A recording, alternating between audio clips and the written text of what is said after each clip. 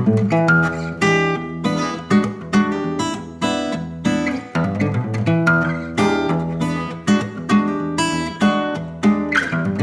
Assalamualaikum. Kembali kita pada rancangan Cerita Dulu Bah. Hari ini saya Zainal Abidin bin Ali Hamdan akan menjadi host pada rancangan kali ini.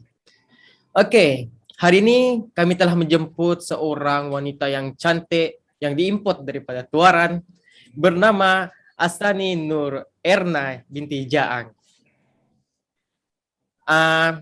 Beliau mempunyai banyak motivasi dalam diri beliau dan nilai-nilai positif lah. Jadi untuk pertama sekali kita minta untuk tetamu kita memperkenalkan diri beliau. Dipersilakan. Thank Asrani. you. Thank you, oke. Oke, nama saya Asrani Nurena binti Jaang, umur 23 tahun, asal dari Tuaran, merupakan pelajar tahun akhir lah, yang dalam lagi habis di UNS. Ringkasan nama Seraiza lah, supaya orang senang ingat dan senang panggil. Oke, Asrani, aka Serai kan? Sayur serai kan? Oke, saya mendapat tahu lah ya, Serai ini sedang membuat kerja part time bisnis di syarikat Sekli kan? Tapi sementara itu Serai juga merupakan seorang yang pelajar full time study. Jadi mungkin adalah cerita di sebalik macam mana bermulanya Serai terjebak dalam dunia bisnis part time ni, sementara Serai juga adalah seorang full time study. Boleh ceritakan sedikit? Oke, saya cerita lah macam mana saya boleh mula untuk buat bisnis. Sebenarnya saya tidak pernah terpikir pun untuk buat bisnis online nih, sebab saya ini boleh dikatakan kategori orang yang buta IT, Pak. Bank in duit tidak pandai, buat pembelian online pun tidak pandai. Sebelum ini lah, saya memang tidak pandai untuk buat benda-benda yang online begitu. Memang saya tidak pernah expect pun yang saya akan terlibat untuk buat bisnis online. Saya lebih prefer kepada bisnis secara face to face lah. Tapi itulah macam mana saya boleh terjebak untuk buat bisnis Sekli ini, sebab pada tahun 2018-2019 macam tu saya ada buat scan, Mbak, scan sakit. Tapi masa tu saya scan dekat klinik swasta. Jadi terscan yang ada ketumbuhan di saya punya rahim, sis, dalam 5-4 cm lah macam tu. Tapi sebelum saya scan tu kan, sebenarnya saya scan untuk benda lain, untuk tahu benda lain. Tapi masa saya kena scan tu, terdetek pula sakit yang lain. Jadi kan selepas saya tahu yang saya ada sis, ketumbuhan dekat rahim tu, macam start saya tahu yang saya sakit, macam itu sakit dia, saya terasa apa sakit dia, macam pirit tidak teratur, macam tu ada sakit lah, memang sakit lah kalau ketumbuhan sis ni. Jadi kan ada orang cakap, lebih kalau kau tidak tahu yang kau sakit kan, kau tidak rasa bahwa dia punya sakit. Tapi bila kau sudah tahu yang kau sakit ataupun terluka macam jari kau tahu sudah macam ada begitulah kan, luka-luka kan, baru kau tahu yang rasa dia sakit macam mana. Jadi lepas saya kena scan yang kena detek sudah ada sis dekat saya punya rahim, itu macam saya terasa sudah sakit dia macam mana begitu. Memang sangat mengganggu lah. Lagipun masa tu saya banyak buat show untuk pementasan teater macam tu kan. Jadi macam saya punya latihan rasa macam tidak larat, sakit. Kadang saya tidak dapat berdiri gara-gara itu sakit sis tu sebenarnya. Jadi saya pergi buat scan lagi untuk kali kedua untuk tengok dia punya perkembangan lah. Dia masih lagi dalam begitu 5-4 cm macam tu. Lepas tu ini kira kali kedua lah saya pergi scan. Itu dokter ke klinik tu dia suggest saya untuk makan suplemen Sekli ni sebenarnya. Dia suggest saya, dia bilang untuk buang sis ni, dia bilang dia tidak ubat. Cara untuk buang dia adalah kau bedah ataupun kau laser. Tapi kalau laser dia makan kos yang besar lah. Macam ribu lah juga lah mau buang tu. Jadi kalau kau mau bedah pula macam dia ada risiko untuk mandul gitu. Jadi ini saya tidak mau untuk buat begitulah. So berisiko dia kan. Jadi ni dokter ni dia suggest lah, dia bilang kau makan suplemen Sekli. Dia suggest lah gitu. Terus saya tanya lah harga dia berapa. Harga dia memang mahal, sebab Sekli ni kalau kau bukan member harga dia mahal, Pak. Jadi kan, oh enggak apalah saya bilang gitu, macam next time aja. Tapi dokter suggest saya kan macam tu. Jadi sebelum lagi join Shakti. Lepas beberapa minggu macam tuh, saya punya leader sekarang lah, dia senior saya di sekolah dulu. Dia suggest saya untuk join Shakti. Dia suggest sejak untuk join member Shakti, dia tidak jual sama saya. Dia bilang, kau mau kah jadi member? Dia bilang. Terus saya terpikir, boleh pula jadi member Shakti nih. Sebab saya tidak tahu kan sebelum nih, macam mana mau jadi member. Jadi bila dia sudah suggest untuk bawa saya jadi member kan, terus saya bilang, boleh pula. Jadi saya terima lah, sebab kan saya tahu yang suplemen untuk sis tuh, kalau member harga dia murah. Jadi saya join lah Shakti gitu, untuk beli itu suplemen, untuk dapat harga yang murah. Tapi masa itu saya tidak terpikir untuk bisnis. Jadi item pertama yang saya beli selepas saya join member kan, itu GLA Shakti nama dia, itu untuk sis, untuk kesuburan. Bila saya makan itu, saya rasa perubahan. Memang sebulan selepas saya makan, period saya teratur. Lepas itu saya tidak rasa sudah sakit di bagian sana. Macam begitu saya rasa dia punya perkembangan. Lepas saya pergi scan, dia mengecut sudah dalam 3 cm lah masa itu. Itulah sebab kenapa saya join Shakti. Mula-mula saya tidak mau jual, tapi selepas saya dapat efek yang bagus kan, terus macam saya berminat untuk teruskan bisnis tuh, sebab dia kan mendatangkan manfaat terhadap kesehatan saya begitu. Jadi saya macam mau suggest lah dengan saya punya keluarga, dengan saya punya mama, saya punya bapak, macam tuh, untuk makan suplemen lah supaya orang sehat, macam itulah. Dan lepas saya sudah berikan pendedahan dengan saya punya keluarga, terus saya berikan pendedahan kepada kawan-kawan saya. Lepas sudah dengan kawan-kawan, terus dengan orang barulah saya yakin untuk jual dengan orang awam macam itu. Saya sudah ada keberanian kan. Itulah ya perjalanan macam mana saya boleh mula bisnis sebenarnya.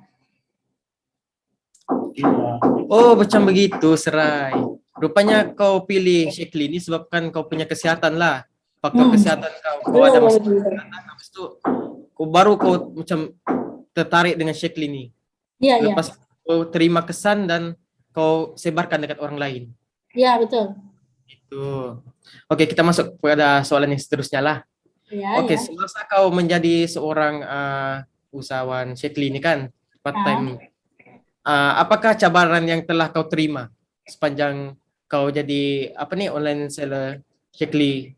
Habis itu kau lagi ini sekarang student yang full time. Jadi apa kau boleh share lah apa dia punya cabaran? Saya masuk kepada cabaran dia. Cabaran dia memang sentiasa ada, sebab bisnis kan memang dia ada cabaran-cabaran yang kena hadap, terus lebih-lebih lagi student. Contohlah macam cabaran dia kan, bila saya sedang kelas dan ada customer mencari suplemen macam masa itu, misalnya dia chat lah, tanya mau suplemen, mau meminta pendedahan tentang suplemen macam itu. Tapi masa itu saya kelas. Lalu itu kan kelas-kelas. Saya tidak dapat untuk buka WhatsApp lah macam itu. Saya lebih fokus pada kelas, Mbak. Jadi bila sudah habis kelas kan, baru saya terjawab ke customer. Kadang customer macam, enggak apalah sih, saya sudah beli dengan orang lain macam itu. Itu adalah cabaran dia lah untuk macam mana belajar dengan bisnis nih. Nah, itu cabaran dia. Macam kita kadang-kadang akan terlepas customer, lepas itu cabaran dia lagi sudah masuk U hari itu, sudah masuk UMS, jadi saya tidak dapat simpan stok, Mbak. Jadi kan susah sih, bila saya sudah stok dekat saya, macam saya susah sedikit untuk COD dengan customer lah macam tuh. Sebab bila ada stok kan, kalau ada customer mau saya beli COD terus antar di tempat dia, Pak, gitu. Tapi disebabkan saya masuk UMS sudah, jadi saya tidak dapat sudah simpan stok dan tidak dapat untuk COD dengan customer saya lah. Itu adalah cabaran dia. Lepas itu cabaran dia lagi stres lah. Nah, sebab kau mau buat assignment kau mau fokus FYP kau lagi, lepas tu kau kena fikir untuk buat coaching lagi dengan kau punya anak-anak tim macam tu. Nah, itu cabaran dia lah. Itulah cabaran dia. Kalau dari segi keluarga lah. Keluarga membenarkan kau kan. Kau kan seorang pelajar. Habis itu kau lagi mungkin ada keluarga yang cakap, tidak payahlah kau buat bisnis tuh, kau fokuslah kau punya belajar. Mungkin ada masalah gitu kan? Tidak, kalau saya punya keluarga kan ya yang open minded lah. Saya mau buat apapun, saya buat aja. Yang penting buat benda bagus lah. Jangan benda bagus kan, sebab kan Shakti ini dia mendatangkan efek yang bagus dengan saya dan sudah terbukti, Pak. Ada scanner dia yang result tuh. Jadi macam saya punya keluarga, oke juga lah, teruskan jalan untuk gitu. Lepas itu saya kan bagi dengan mama saya juga, jadi mama saya pun rasa ada efek yang bagus dengan dia begitu. Jadi enggak lah, orang enggak menghalang saya untuk buat bisnis. Sebab saya buat bisnis kan mula-mula untuk buat suka-suka aja, Pak. Suka-suka, tapi saya enggak akan berhenti. Saya buat secara suka-suka aja, saya enggak rasa terpaksa buat gitu. Jadi orang tidak, kalau dari keluarga, orang enggak menghalang pun saya untuk buat bisnis. Oh, macam gitu. Oke, kalau begitu kita masuk pergi soalan yang seterusnya lagi lah. Ya.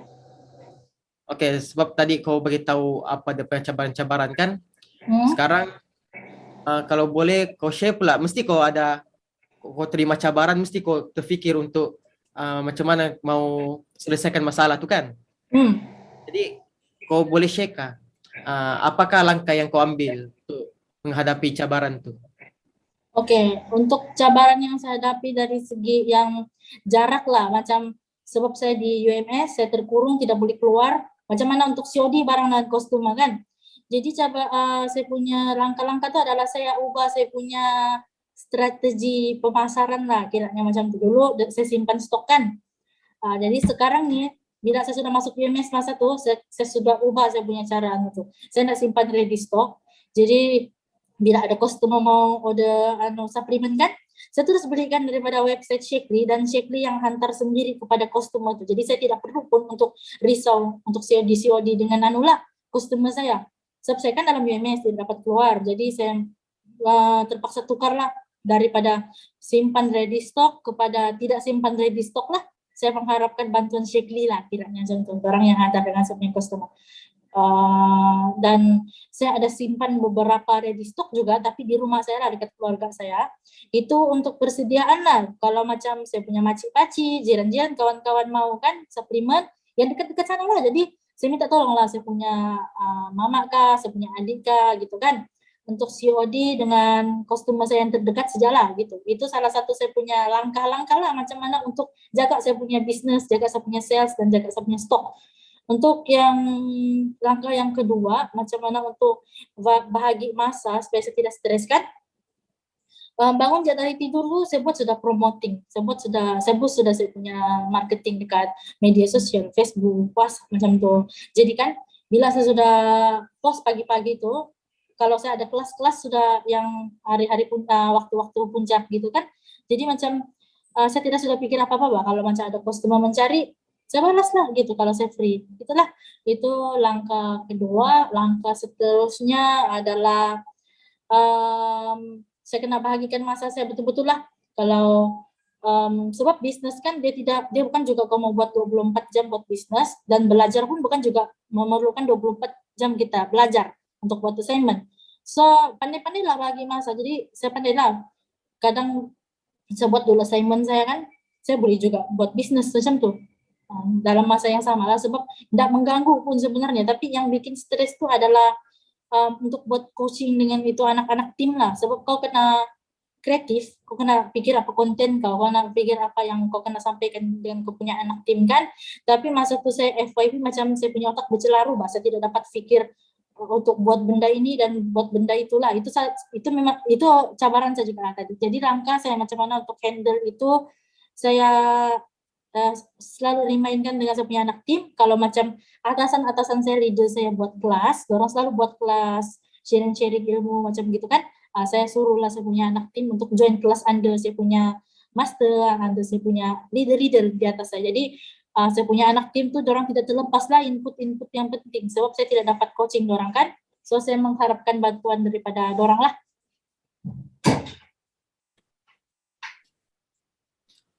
Oke. Berdasarkan apa yang sudah si Serai ini ceritakan kan, dia memang setiap orang kan dia ada masalah lah. Kalau macam contoh macam si Serai kan, apa yang dia kongsikan semasa dia ambil bisnis ni, dia terikut dengan bisnis ni disebabkan dia mempunyai masalah kesihatan dalam dirinya. Lepas tu sudah dia dapat penawar ataupun yang buat dia punya kesihatan tu semakin baik, dia ambil itu untuk dia menjadi dia punya inspirasi lah untuk dia sebarkan kepada orang, sebab itu benda yang bagus kan. Oke, terima kasih atas perkongsian daripada Asrani aka Serai.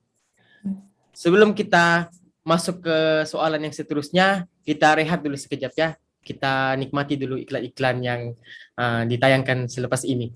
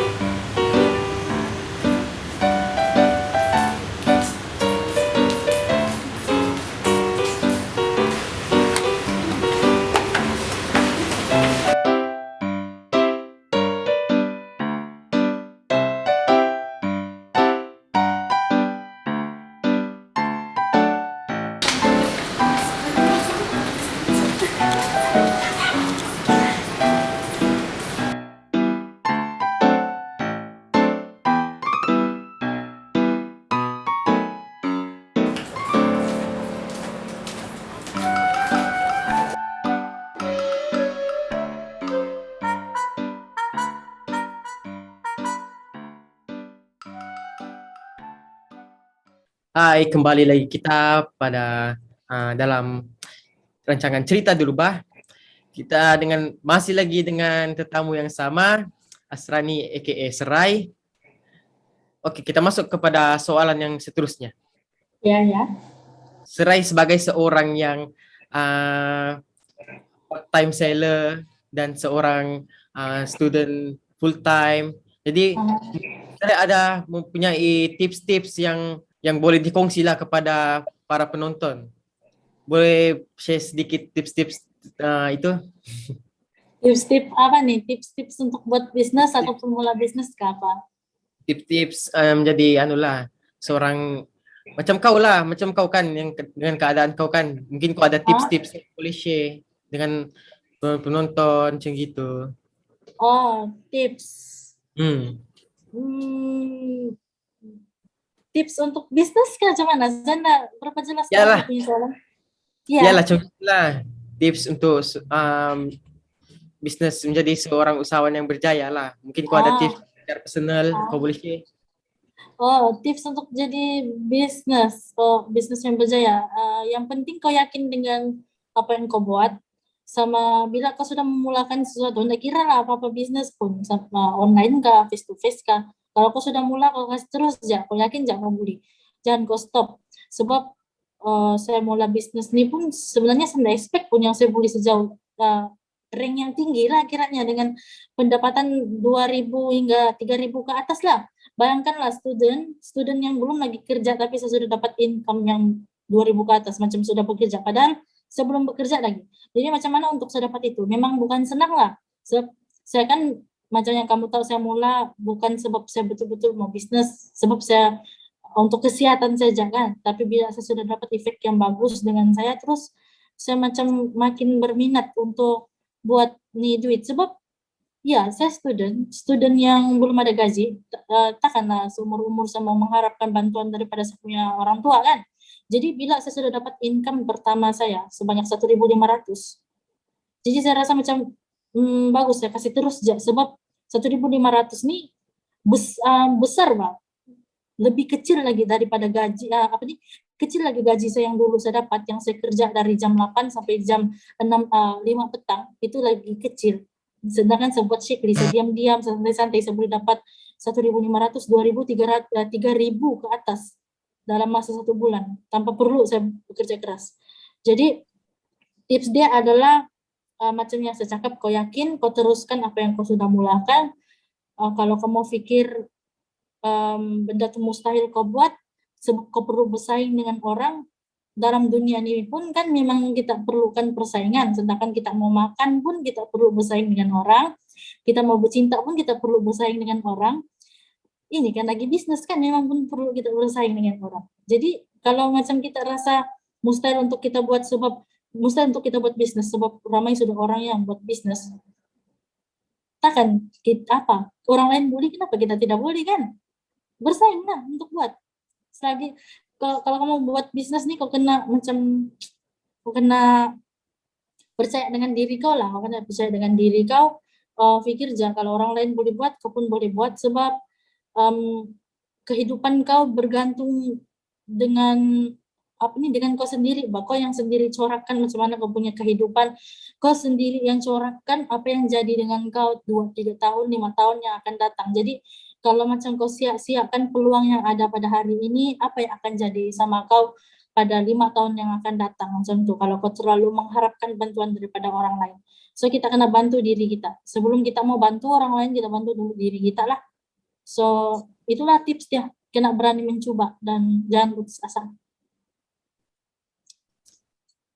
Oke, tapi itu sebagai seorang usahawan kan. Tapi kalau Ya. untuk sebagai seorang pelajar pula, mungkin iyalah banyak pelajar kan yang ada masalah keuangan, habis itu dorong macam yang sibuk dengan pelajaran kan. Ya. Jadi dorong tidak makin semangat bah untuk dorong.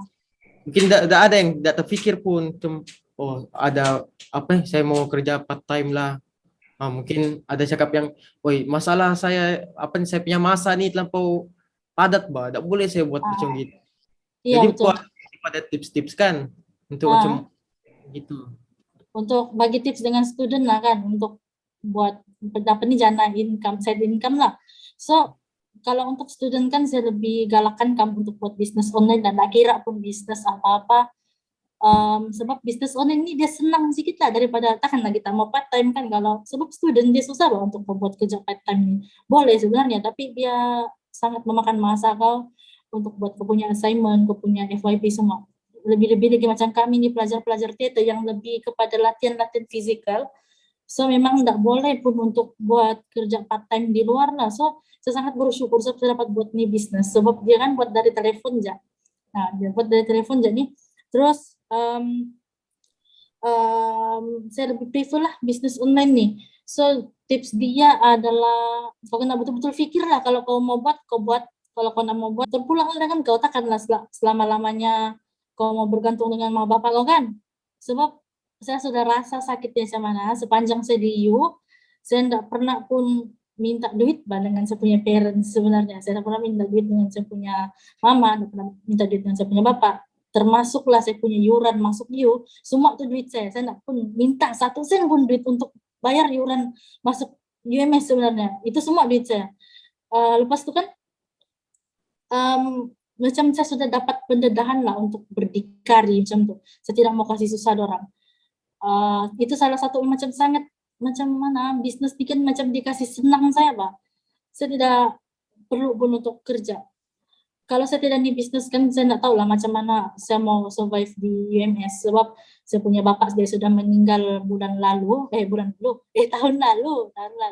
9 dalam 29 hari bulan 9. Jadi dalam tahun lalu itu kan bapak saya meninggal 29 hari bulan, saya rank up supervisor dengan income 1.500 30 hari bulan 9. Jadi kan macam kan selama ini sepanjang saya di kan yang paling rajin bagi saya duit, yang saya tidak minta pun dia pandai bagi saya kan, saya punya bapak. Tapi dia sudah meninggal, takkanlah saya mau mengharap bantuan dengan orang lain kan dia sudah meninggal. Jadi kan bila saya sudah rank up pada bulan yang bapak saya meninggal itu, saya berpikir untuk kasih kuat saya punya semangat teruskan tuh bisnis, sebab kan dia sudah meninggal, jadi saya macam tidak sudah yang orang bagi saya duit, tolong saya duit, walaupun saya minta tapi dia akan dibagikan. Terus itulah sebabnya kenapa saya mau teruskan buat tuh bisnis. Dan dari bulan 9 tuh sampai sekarang saya punya income memang 4 angka ke atas lah, memang tidak pernah kurang. Jadi saya ini kiranya macam student yang bergaji macam kerja kerajaan gitu. So itulah macam saya cakapkan, student dia susah, saya enggak galakkan untuk kerja di kedai gitu, sebab susah lah masa kau lagi untuk buat jadi kamu buatlah apa-apa bisnis online, dan bila kamu sudah buat tuh buatlah betul-betul. Memang tidak benda yang senang di dunia ini, memang semua pun macam saya cakap perlukan persaingan kan, tapi itulah kalau kau buat kau dapat, kau nak buat kau dapat. Jadi kalau kau nak buat kau rugilah takkanlah kita mau tengok orang lain yang banyak duit kan, orang lain yang kaya. Jadi kita pun boleh sebenarnya. So untuk student di luar sana, kalau kamu rasa kamu ada masalah keuangan kah apa, stop lah untuk berdikari sendiri dan cari duit sendiri. Sebab kita sepanjang kita hidup nih, kita bukan selama-lamanya bergantung dan kita punya orang tua lah yang selalu membantu kita kan. So kita bantu kita punya diri lah. Jadi bila kita sudah bantu diri kita dapat bantu juga orang tua kita. Bila kita sudah mampu untuk bantu orang tua kita dapat bantu orang di sekeliling kita lah gitu. Main telepon jangan bukannya kau penat pun main telepon pun gitu. Coba bayangkan kalau kita orang yang buang masa untuk tidak buat bisnis kan, kamu ada masa untuk main game. Saya rasa masa untuk kita luangkan dengan telepon ini lebih banyak berbanding masa untuk kita buat benda lain macam itu. Memang masa kita tertumpu dengan telepon kan. So apa salahnya kalau kita buat bisnis online? Bisnis tuh mau pakai telepon aja. Jadi kita dapat duit lah. Daripada kita buang masa kita, lebih baguslah kita buat bisnis yang begini. Dan juga penat, income dia kalau buat betul-betul memang besar lah. So itu aja lah tips dia. Oke, kita sudah sampai ke penghujung rancangan. Terima kasih kepada Asrani aka Serai karena telah meluangkan sedikit masa beliau untuk memberikan kita motivasi dan nilai positif. Diharap agar apa yang Cik Serai ini kongsikan kepada kita menjadi kita punya pengobar semangat lah dan menaikkan nilai positif dalam diri kita.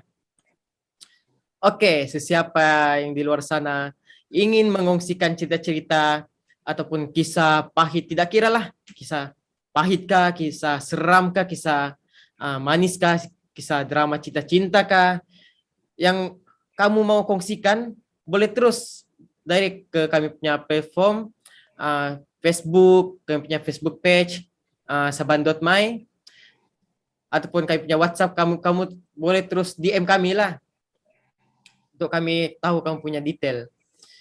Oke, terima kasih Serai atas perkongsiannya. Jumpa lagi. Jumpa di hari akan datang. Terima kasih. Bye-bye.